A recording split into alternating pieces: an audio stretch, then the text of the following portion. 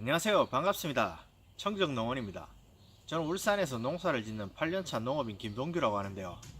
울산이라는 도시가 원래 농업과는 거리가 좀 멀고 일반적으로는 자동차 공장, 조선소, 화학공단 등이 몰려있다 보니까 청정이라는 말을 쓰기가 좀 그랬는데 요즘 미세먼지 예보를 쭉 보니까 이제는 울산이 내륙 지방에서 손에 꼽을 정도로 공기가 좋더라고요.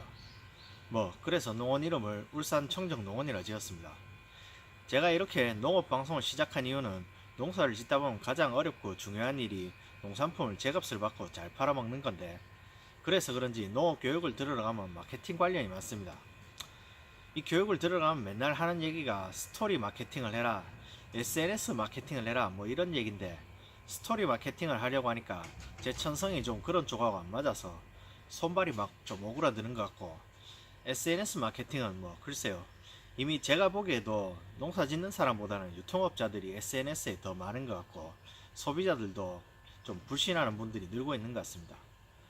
그래서 영농일지를 아예 영상으로 만들어서 농산품 팔아먹을 때 좀 신뢰도 좀 주고 그래서 방송을 시작하게 되었습니다. 제가 그렇게 많이 아는 건 아니지만 귀농귀촌 준비하시는 분들께는 나름 도움이 될 만한 내용도 좀 넣어서 가식 없는 농업 방송을 만들어 보겠습니다.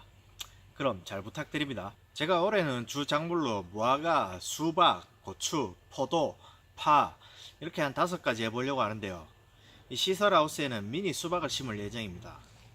그럼 우선 작물을 심기 전에 가장 먼저 알아봐야 되는 거 판로에 대해서 좀 말씀드리겠습니다. 저희 아버지가 귀가 좀 얇으셔가지고 요즘 이게 잘 나간다, 이거에서 누가 얼마 벌었다 이런 소리만 듣고 심었다가 말아먹은 게 벌써 한 10종류가 넘습니다. 그놈의 아로니아 못하게 막은 게 진짜 다행인데요. 제가 학을 떼가지고 올해부터는 농축산물 소득자료 집에 없는 작물은 눈에 띄는 대로 즉시 뽑아버리고 있습니다. 특이한 작물에서 돈 많이 버는 사람도 있긴 한데 농사 지으면서 영업, 판매 잘할 자신 없으면 사람들 많이 사먹는 거 하시는 게 좋습니다. 요 미니 수박이 언론에는 나름 노출이 많이 되고 시장이 빠르게 성장 중이긴 합니다만 아직 일반 수박에 비해서 판로가 그렇게 안정적이진 않습니다. 일반 수박은 물량 대부분이 밭대기 거래가 되거나 농협에서 수매가 되는데 미니 수박은 상대적으로 판매에 노력이 좀 들어가죠. 저는 작년에 조금 심어가지고 시험 삼아서 로컬에 좀 팔아보니까 저희 하우스 400평 물량을 어떻게든 팔 수 있을 것 같아서 미니 수박을 하기로 결정했습니다. 사실 오늘 제가 하려는 건 판로 얘기는 아니고 작물을 심기 전에 두 번째로 중요한 거 바로 토양 검정입니다. 토양 검정 방법을 영상으로 간단하게 보여드리자면은 지금 여기 같은 경우에는 풀이나 낙엽이 없는데 그런 경우에는 위쪽을 살짝 걷어내 주시고 흙을 15cm 가량 깊이로 한번 파주십니다.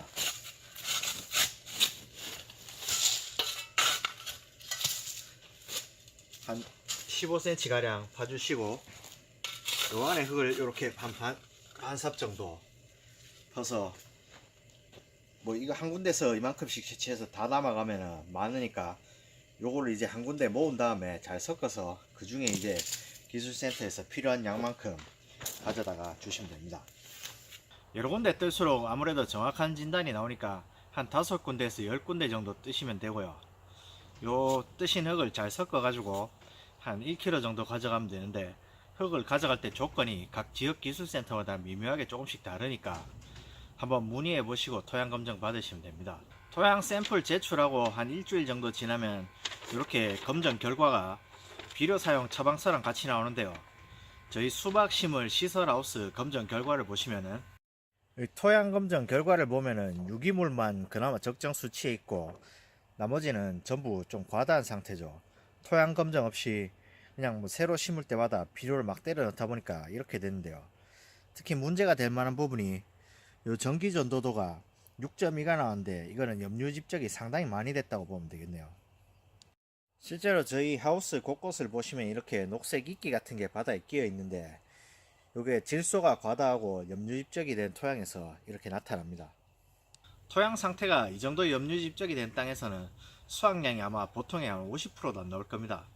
노지에는 그래도 비가 내리고 장마가 오고 하다 보면 양분 유실이 많이 돼서 염류 집적이 되는 일은 드문데 시설하우스는 비를 맞을 일도 없고 내부가 건조해지기가 쉽다 보니까 땅에 물이 증발해서 염류가 표층으로 올라오는 바람에 지금 전기전도도가 6.1나 나온 것 같습니다. 이러면 제염 작업을 좀 해줘야 되는데요.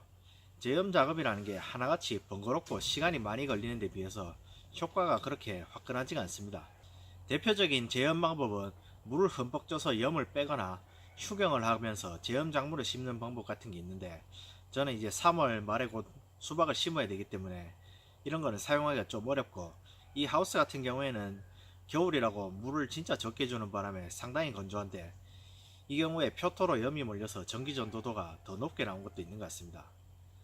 그래서 저는 이 굴삭기로 경운을 아주 깊게 해서 환토를 하면서, 비료는 이제 양분이 충분하다 보니까 쓰지 않고 퇴비로 유기물만 좀 보충하고, 또 토양 pH가 현재 7.1인데 요걸 약간 낮추기 위해서 유황을 좀 써볼까 합니다. 환토를 잘하고 오래 물 조절을 잘하면은 요 땅에서 수박하는 데는 별로 문제가 없을 것 같네요. 그럼 오늘은 여기까지 하고, 다음에는 하우스 토양 개량이나 포도 정식하는 영상을 올리도록 하겠습니다. 감사합니다.